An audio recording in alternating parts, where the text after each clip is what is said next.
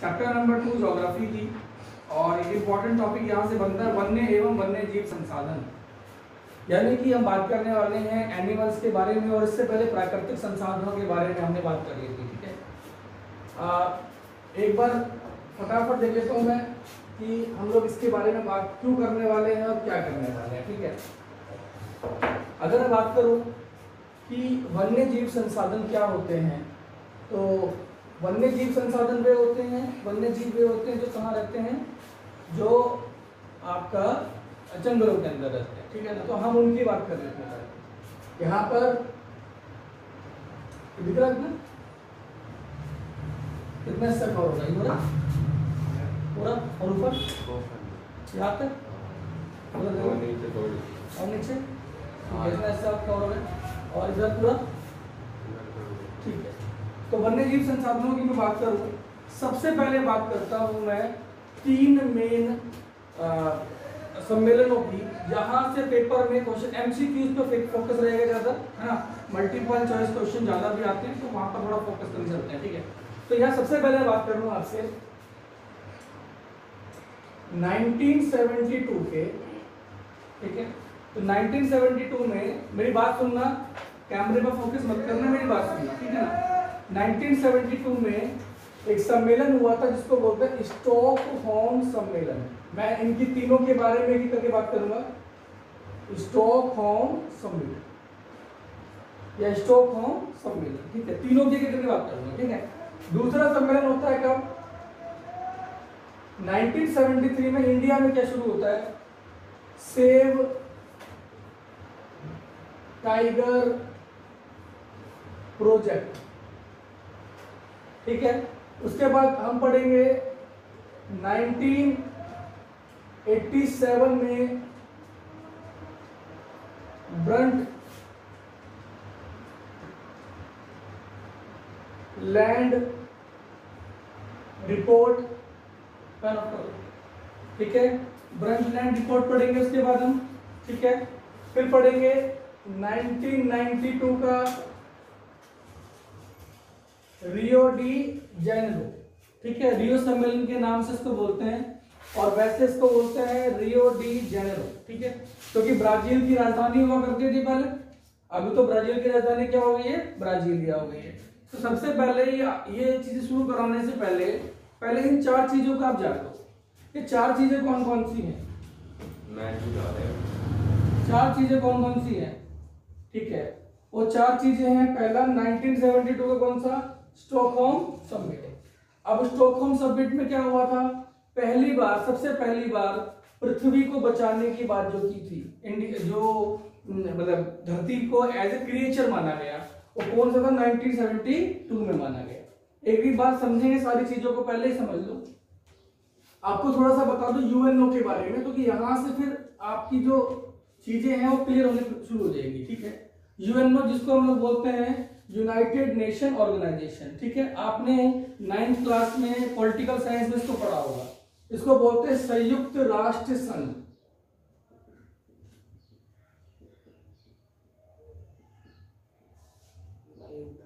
ठीक है। UNO United nation organisation जिसको हम लोग बोलते हैं बेटा क्या, संयुक्त राष्ट्र संघ।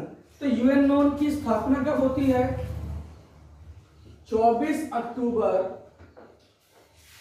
1945 में यूएनओ की स्थापना हो जाती है। और यूएनओ की 2 संस्था है, एक का नाम है यूनेस्को। मैं सुन लो, पहले सुन लो क्योंकि वीडियो तो वैसे भी आएगी। हाँ जी बोलो सर। 1945 में यूएनओ की स्थापना जी, 1945 में, थोड़ा ध्यान से सुनते रहो, कोई बात नहीं। 1945 में, 1945 में, और लिखते जाना जो अभी आपको लिखना है। वैसे तो वीडियो भी आएगी तो वहां से आप लिख सकते हो, देख के पहले समझने पे फोकस करो, लिखा जाए कोई बात नहीं, मैं सब नोट्स में दे दूंगा आपको, है ना। पहले समझने में फोकस करो। तो यूएनओ की स्थापना कब होती है, 24 अक्टूबर 1945 में यूएनओ की स्थापना होती है।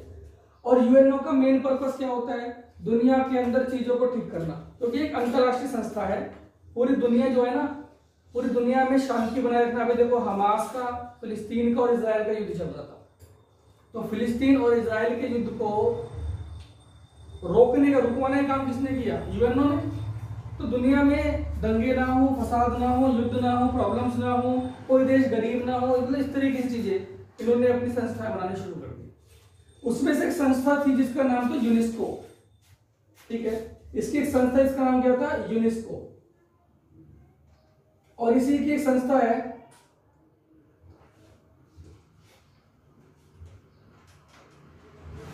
जिसका नाम है IUCN, यूनेस्को। और दूसरी कौन सी है, IUCN। अब यूनेस्को का पूरा नाम देखो, United Nation Education Science and Culture Organisation. मैं रिपीट कर देता हूं, United Nation Education Science and Cultural Organisation. यानी किस किस पे काम करती है, देखो, एजुकेशन पे काम करती है, साइंस पे काम करती है और कल्चर पे काम करती है। तो इसने सबसे पहली बार क्या किया, 1972 के अंदर इसने क्या किया, एक सम्मेलन कराया आपका स्टॉकहोम के अंदर। और इसमें बात की गई कि पृथ्वी भी ना, अर्थ भी हमारी और तुम्हारी तरह क्या है, एक मतलब एक इंसान है, एक जीव है, क्रिएचर, लिविंग क्रिएचर। और हम क्या कर रहे हैं, पृथ्वी को तबाह कर रहे हैं, बर्बाद कर रहे हैं, डिस्ट्रॉय कर रहे हैं, है ना। तो हमें इस तरीके के काम करने चाहिए ताकि जो है ना हमारी जो पृथ्वी है, ठीक है बेटा, ठीक है ना, अलाउड नहीं है हमारी जो पृथ्वी है उसको हमें ध्यान देना है। पहली बात, जो सबसे पहली बार यहाँ पे आई थी ये बात कि पृथ्वी को, अर्थ को क्या करना है, बचाना है। अगर हम अर्थ को नहीं बचाएंगे तो बहुत जल्दी जो है ना हम लोग खुद डिस्ट्रॉय की कगार पे आ जाएंगे, ये हमारा अर्थ होने वाला है। आगे आते हैं, इसकी एक और संस्था है जिसका नाम है IUCN। IUCN का पूरा नाम क्या है, इंटरनेशनल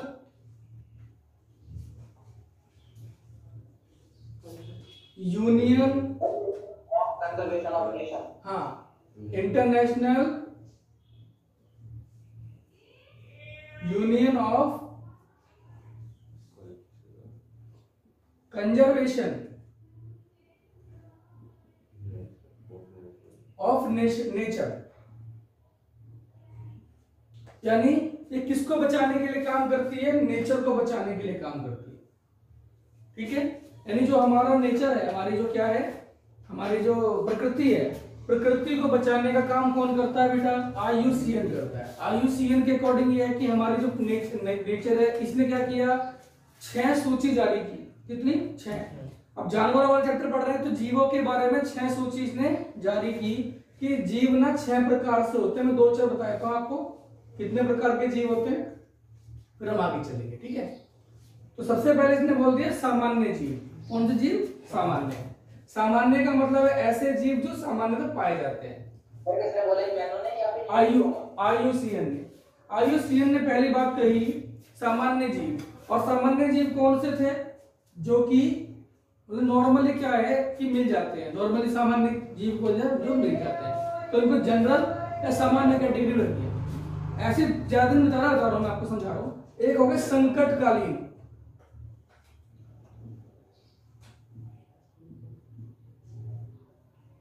एक हो गए संकटकालीन। अब संकटकालीन कौन से हो गए, रेड डाटा सूची इन सबके अंदर रखा जाता है। संकटकालीन सूची जो है, इस संकटकालीन सूची में उनको रखा गया जो कि अब खत्म होने कगार पे है। जैसे हमारे टाइगर्स हैं, सेव टाइगर चल रहा है ना, एक सींग वाला गैंडा डायनासोर, उसकी बात चल रही है कि उसको बचाओ। तो ये ऐसे जीव हैं जो क्या धीरे धीरे समाप्त होते जा रहे हैं, संकटकालीन। एक हो गए लुप्तप्राय जीव, लुप्त हो गए, इंस्टिंक्ट श्रेणी में रख दिया, जो खत्म ही हो गए। तो इस प्रकार से इसने कितनी श्रेणी बना दी, लाइक डायनासोर। हाँ, लाइक डायनासोर्स तो अलग चीज है, डायनासोर पुराने हैं। एक गुलाबी सिर वाली बतख हुआ करती थी, है ना, तो संकटकालीन श्रेणी में हुआ करती थी आज से 3-4-5 साल पहले। अब धीरे धीरे क्या हो गई, वो लुप्त में आ गई है। कि एक आधा मिल जाए कहीं तो अलग बात है, लेकिन मेरे ख्याल से तो मिलता नहीं है, बहुत रेयर केसेस में मिलता है ना। गुलाबी सिर वाली पत्थर, कभी सारा आ जाएगा इसके अंदर, ठीक है। चलिए आगे बढ़ लेते हैं। तो ये यूनेस्को हो गया और ये दूसरा क्या हो गया, IUCN हो गया। जो क्या करती है, ये संस्थाएं काम करती हैं जिसके लिए, एनवायरनमेंट को, प्रकृति को, नेचर को बचाने के लिए।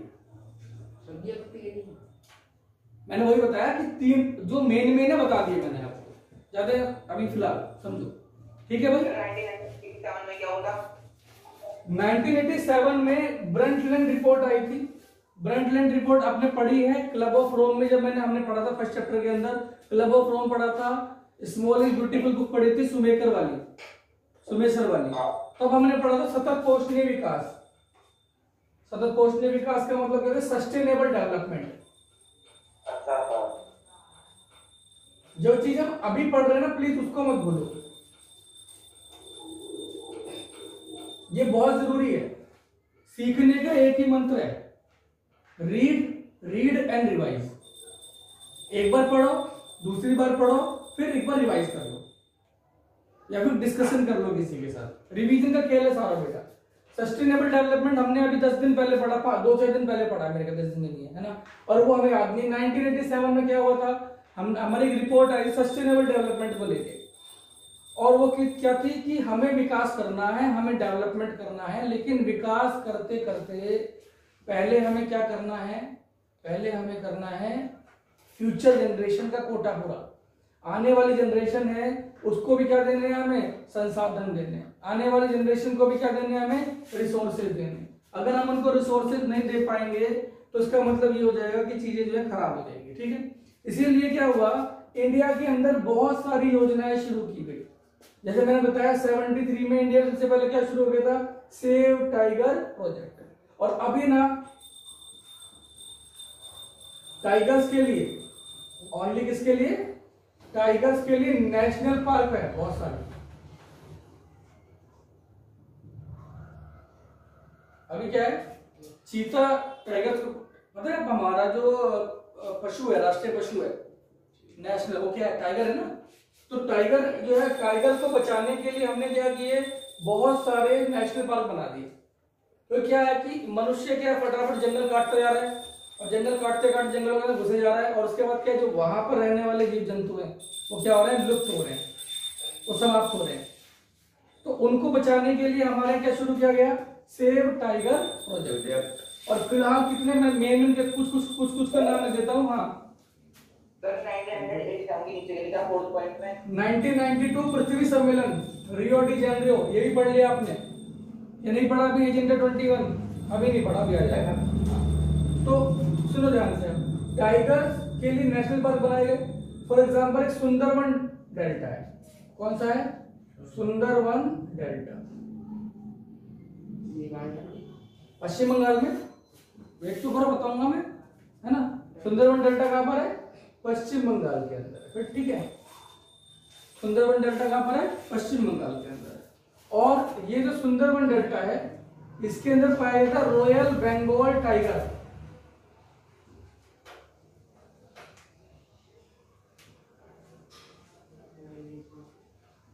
व्हाइट टाइगर भी पाया, ठीक है। हाँ, इंडिया एकमात्र ऐसा देश है पूरी दुनिया के अंदर, है ना, पूरी दुनिया के अंदर इंडिया एकमात्र ऐसा देश है जिसके अंदर शेर भी पाया जाता है और चीता भी पाया जाता है। एशियाई लॉयन, अफ्रीका में केवल लॉयन पाया जाता है, पूरी दुनिया में शेर कहाँ पाया जाता है, ओनली अफ्रीका के अंदर।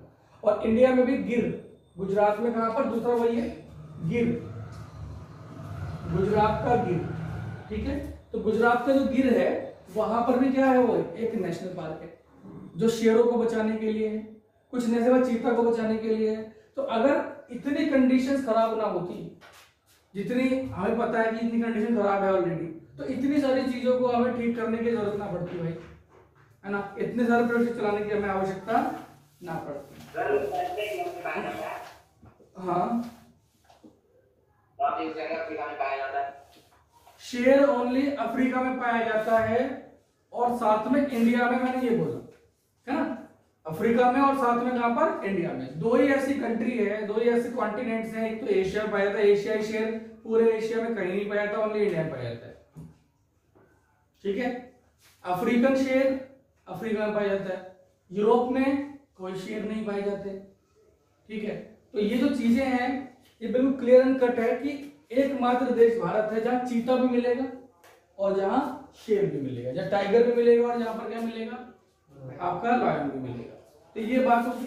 अगर देखा जाए हमारे यहाँ क्या है, अगर भारत की बात करें, हमारे यहाँ फ्लोरा और फौना देखो, हमारे देश में 81,000 वन्य जीव उपजातियां हैं, यानी कितना, 81,000 हमारे यहाँ वन्य जीव रहते हैं, 81,000 टाइप के। एक बताता हूँ, एक फॉरेस्ट एनिमल्स, वन्य मतलब फॉरेस्ट, तो हमारे यहाँ क्या है 81,000 टाइप के, 81,000 तरह के हमारे यहाँ कौन रहते हैं, वन्य जीव जो जंगलों में रहते हैं, भेड़िया, घड़ियाल, इस तरीके से, है ना। तो हमारे कितने प्रकार के, 81,000 आपके एनसीईआरटी बुक का डाटा है। और अगर देखा जाए 47,000 प्रकार की वनस्पति पाई जाती है। वनस्पति मतलब होगी नेचुरल, जो ये होती है वनस्पति, हो गया आपका वेजिटेशन, नेचुरल वेजिटेशन, जो पेड़ पौधे होते हैं। तो हमारे पास 47,000 प्रकार के क्या पाए जाते हैं, पेड़ पौधे, वन्य वनस्पति। कितने प्रकार की, 47,000 के हमारे पास वन्य वनस्पति पाई जाती है।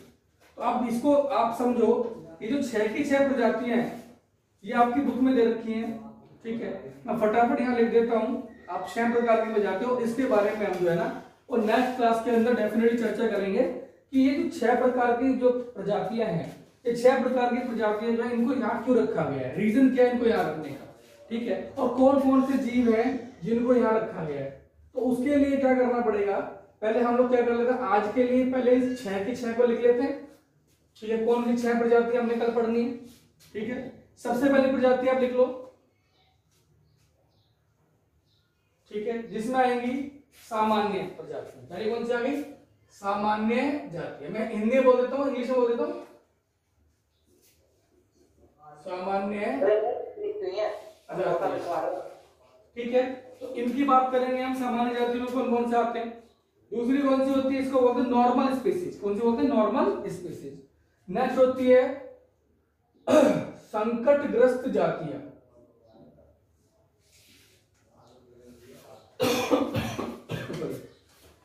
यानी एंडेंजर्ड स्पीसीज। देन होती है सुभेद जाति। बेटे 2 मिनट वेट कर लो, पहले मैं 6 लिख दूं फिर बात करता हूं।